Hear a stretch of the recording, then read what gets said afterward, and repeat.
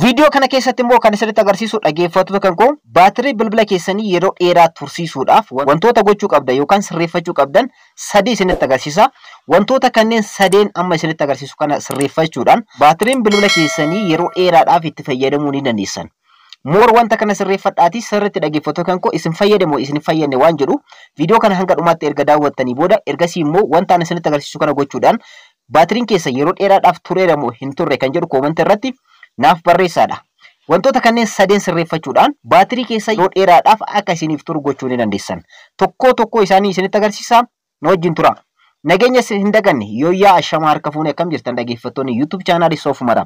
Bakkuma jirtanitti nageenyi kan koo kan jaalalaa fi kan kabajaa isin haa dhaqqabachaa. Warroonni yeroo jalqabaatiif gara YouTube chaanaalii kanaatti dhuftan subscribe gochuudhaan gara maatiiwwan keenyaatti dabalamaadha. Akkanumallee viidiyoo kana like, share gochuu hin irraanfatinaadha. Amma gara barnootichaatti. Egaa viidiyoo haalaan barbaachisaa ta'e tokko qabadhee isiniif dhufee jira. Viidiyoon kun dhaggeeffattoota kan koo baatirii bilbila keessanii yeroo dheeraadhaaf akka isiniif turu gochuudhaaf wantoota sirreeffachuu qabdan sadii isinitti agarsiisa. Wantoota kanneen sadeen sirreeffachuudhaan dhaggeeffattoota kan koo baatirii bilbila keessanii yeroo dheeraadhaaf tursiisuu ni dandeessanii. Kanaan duras dhaggeeffattoota kan koo settingiiwwan sirreeffachuu qabdan bal'inaan viidiyoo irratti isiniif hojjedhee jira. Moor viidiyoon an irratti isiniif hojjetin wanta har'a isinitti agarsiisu kana qofaadha. Baatirii bilbila keessanii yeroo dheeraa tursiisuudhaaf wantoonni isin gochuu qabdan bilbila keessan irratti baay'eedha. Wantoonni isin sirreeffachuu qabdan baay'eedha. Kanaan dura bal'inaan isin barsiisee jira. Inni kun immoo dhaggeeffattoota kan koo kutaa itti fufeedha. Daawwadhaatii irraa fayyadama. Tokkoffaa irratti wanti isin sirreeffachuu qabdan dhaggeeffattoota kan koo bakka itti namaa bilbiltan yookaan phone call kan jedhamu irratti seentanii bakka itti namaa bilbiltan kana irratti koodii tokko itti galchuudhaan ergasii immoo baatirii bilbila keessanii dhaggeeffattoota kan koo haaromsuu ni dandeessu. Koodiin kunis akkuma iskiriinii irratti isiniif barreesse kanatti barreessitanii urjii jettanii maslaalii jettan ergasii immoo duwwaa 22 jechuudhaan ergasii immoo maslaalii yeroo jettanitti wanta kana isiniif fida. Wanta akkanatti isiniif fida dhaggeeffattoota kan koo. Wanta kana haaromsuu qabdu jechuudha. Baatirii staatasii keessan isinitti agarsiisa. Wanta kana haaromsuu qabda. Voolteejii isaa, kaarantii vaaliyuu isaa, voolteejii isaa, leevilii isaa wanta hundayyuu jechuudha haaromsuu qabdan. Asirra dhuftanii quick start ka jedhu jira. Quick start ka jettu kanarratti kilik gochuudhaan ergasii immoo okay ka jettu kanarratti kilik gochuudhaan reset gootan jechuudha. Baatirii keessan irra deebi'uudhaan ni haaromsitanii jechuudha. So okay jechuudhaan okay yeroo jettanitti dhaggeeffattoota kan bilbili keessan iskiriiniin isaa ni cufaa jechuudha. So haala kanaan karaan tokkoffaan ittiin sirreeffatan isa kanaadha jechuudha. Dhaggeeffattoota kan koo haala kanaan sirreeffachuudhaan baatirii keessan akka haarawaatti reset akka isiniif ta'u gochuu ni dandeessan. Tokko isa kanaadha.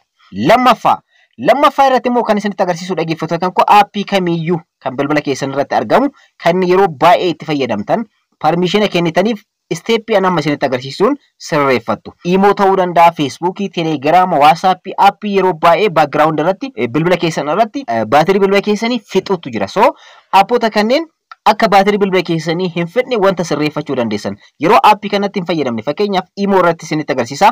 Aappoota hafanis isin steepii amma isinitti agarsiisu kanaan sirreeffattu jechuudha. Aappii tokko qofa irratti isinitti agarsiisa.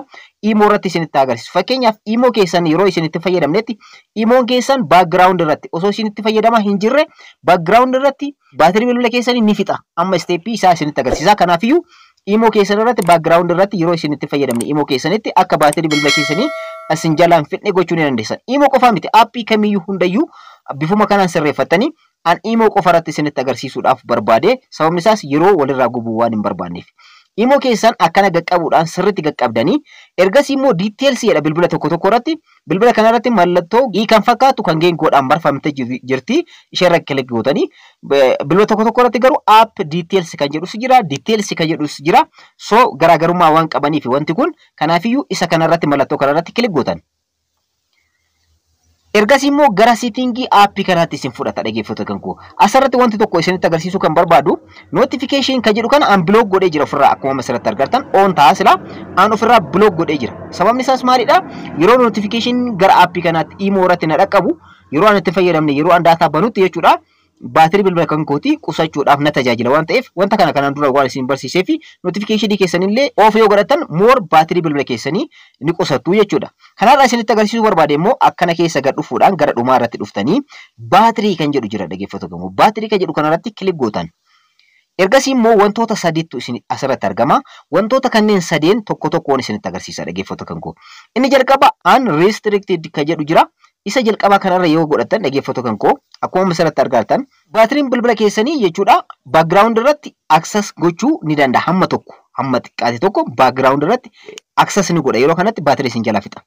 Optimized kan jedhu jira immoo inni kun guutumatti jechuudha dhaggeeffattoota appiin kun background irratti ni hojjeta. Baatiriin isaa isin jala fixa. Optimized kan jedhu kanarratti hin godhinaadha.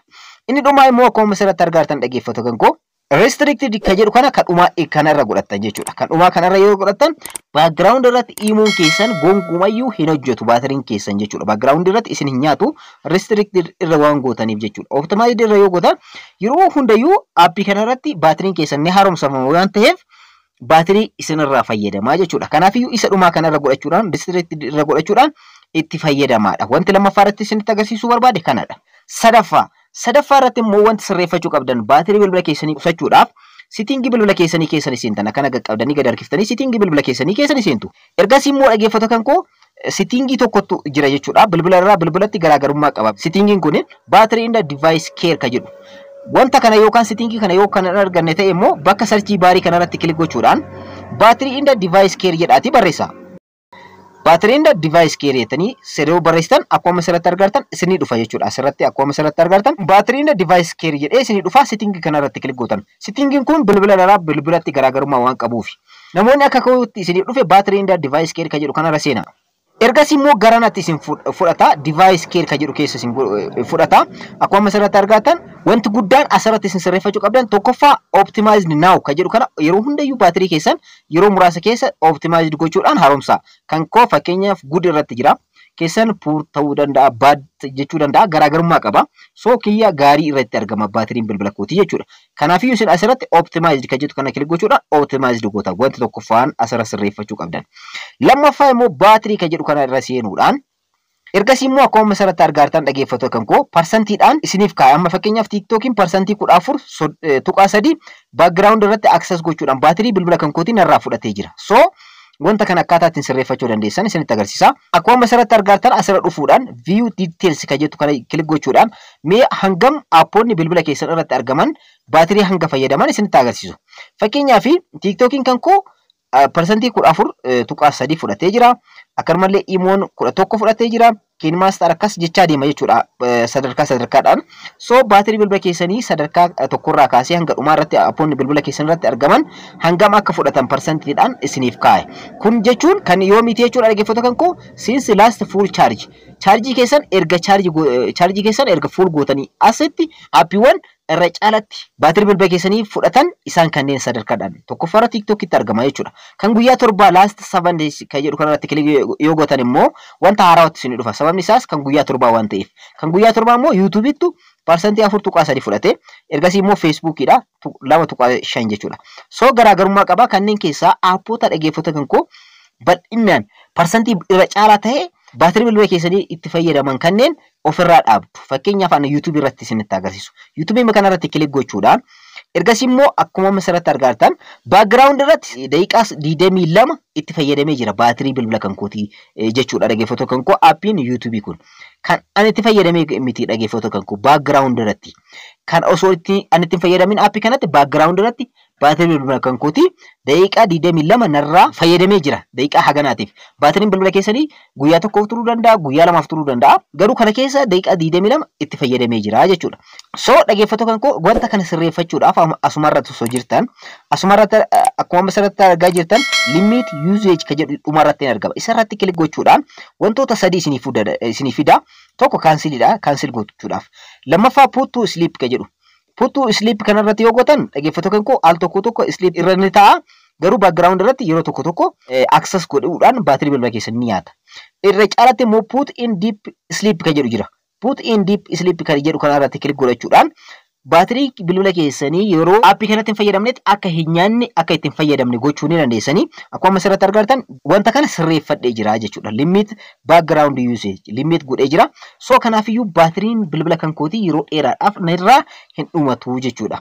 Karaa biraatiin immoo dhaggeeffattoota kan koo asumarratti wanti isinitti agarsiisuu barbaadu jechuudha dhaggeeffattoota kan koo asumarratti bakkuma amma jirtan kanarratti background usage limit kan jedhu kanarra seenuudhaan Ergasii immoo aappoota kanneen akkuma duratti isin jedhe jechuudha asirratti wantoota kanneen keessa galfachuudhaan aappoota deep sleep apps kan jedhu kanarra godhachuudhaan amma fakkeenyaaf YouTube aaditti godhee jira kan biraas aaditti gochuudha jechuudhaan aaditti godhachuu barbaadan immoo mallattoo ida'u kanarratti kilik gochuudhaan aappii kamiyyuu asirratti aad godhachuudhaan akka baatirii bilbila keessanii hin nyaanne gochuu dandeessanii ergasii aad gootan jechuudha. So bifa amma isinitti agarsiise kanaan baatirii bilbila keessanii more akka isiniif turu irra caalatti akka isiniif turu gochuu ni dandeessanii wantoota kanneen sadiin itti fayyadamuudhaan baatirii bilbila keessanii yeroo dheeraadhaaf akka isiniif turu gochuu ni dandeessan. Barnoota kanarraa akka fayyadamtan abdiin qaba. Warroonni YouTube chaanaalii kanaaf hanga ammaatti maatii hin ta'in subscribe gochuudhaan maatiiwwan keenya dabalamaadha. Viidiyoo kana like, share gochuudhaan hiriyoota keessanii dhaqqaba. Yeroo biraa barnoota barbaachisaa ta'ee fi barnoota gaariidhaan walitti deebina. Hangasitti nagaan naa tura.